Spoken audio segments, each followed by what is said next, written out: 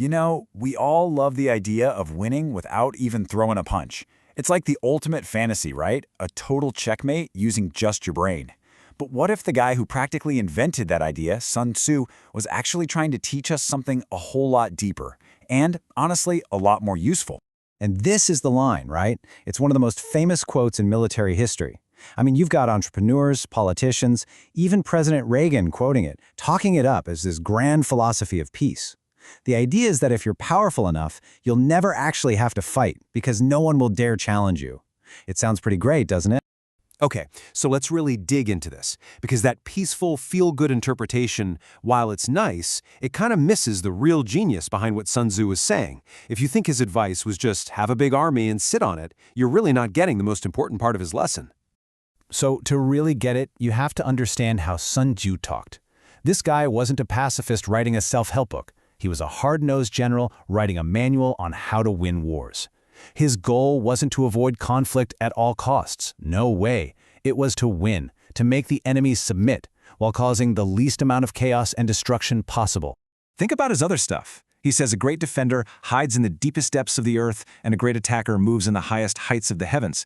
I mean, obviously, he's not being literal. It's a powerful way to hammer home the importance of secrecy and surprise. And that's exactly how we should look at this no-fight idea. It's not a rule, it's an ideal. It's a command to be a clever strategist who tries everything else before you start breaking things.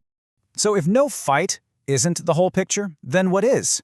Well, lucky for us, Sun Tzu actually laid out a super clear, step-by-step strategy. And this isn't some menu where you can pick and choose your favorite option. No, it's a sequence, an escalation. It's what you could call a combination punch. The order here is everything. You always start with the brainy stuff, the things that cause the least damage. First, you attack their strategy, mess with their plans.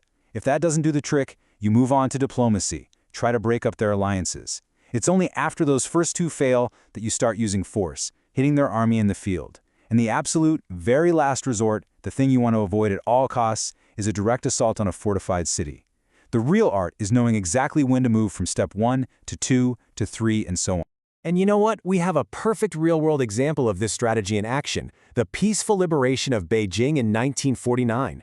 This is where Mao Zedong used Sun Tzu's ancient playbook to win a huge modern victory, and it shows just how timeless this four-step combination really is. Okay, picture this. It's late 1948.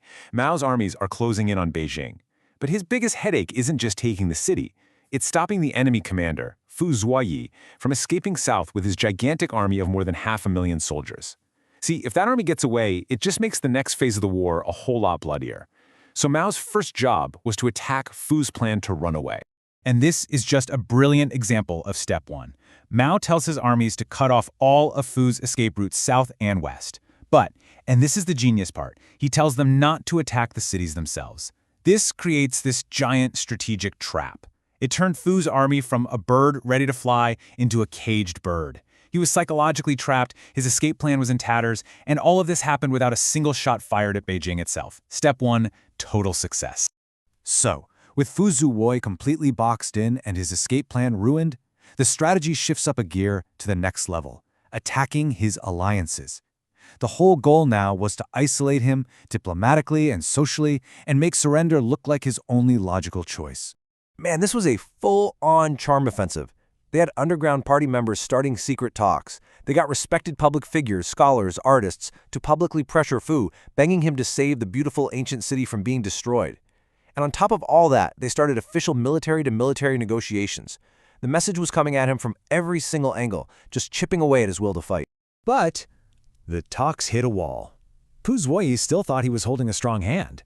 I mean, he had 500,000 troops, so he was making some pretty big demands. Diplomacy just wasn't cutting it. So Mao did what the playbook said to do. He escalated again, moving to the third and much more violent step in Sun Tzu's plan: attack the army. This is such a crucial concept. It shows that peace wasn't just going to happen through talking. It had to be backed up by a real, painful, credible threat. The new goal was to use very specific, targeted military strikes to make Fu realize that fighting was hopeless and to force him back to the negotiating table. And they didn't waste any time. The action was fast and it was brutal. In just 2 days, Mao's forces attacked and completely wiped out 2 of Fu's key positions outside Beijing. First, at Xinbaoan, An entire army HQ gone. Then, just 2 days later at Songyako, a whole army corps was annihilated. Fu Ziwei felt those punches directly. The message couldn't have been clearer. This is what's coming for the rest of your army if you don't surrender. Suddenly, his bargaining position was gone, and he scrambled to get back to the talks. But even after all that, one last push was needed to just extinguish any final flicker of hope for Fu's army.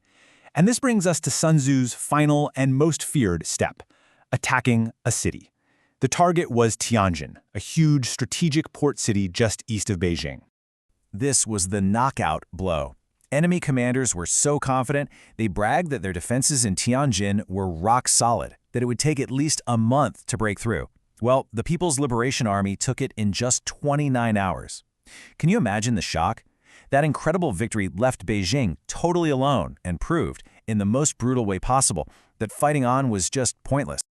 After Tianjin fell, Fu Ziwei was out of moves. It was checkmate.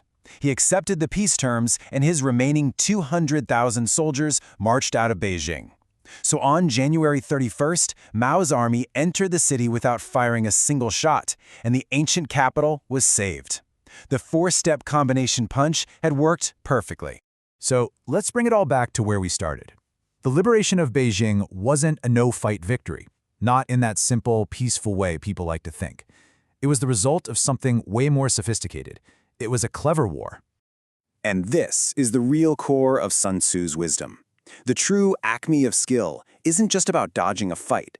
It's about being the master orchestrator of a campaign that skillfully blends psychological warfare, diplomatic pressure, and surgical military strikes to make your enemy choose to give up.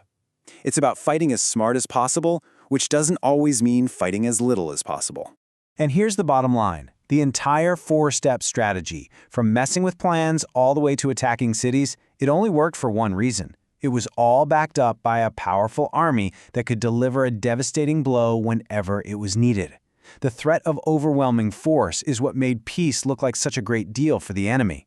A brilliant plan is great, but it needs a sword to make it real. So this really makes you think beyond the simple ideas of just war and peace. You know, whether you're talking about geopolitics, or a business deal, or even just a conflict in your own life, the real skill isn't just knowing how to fight, or knowing how to talk. It's about knowing how to expertly combine the two to get where you need to go. That's a question we're thinking about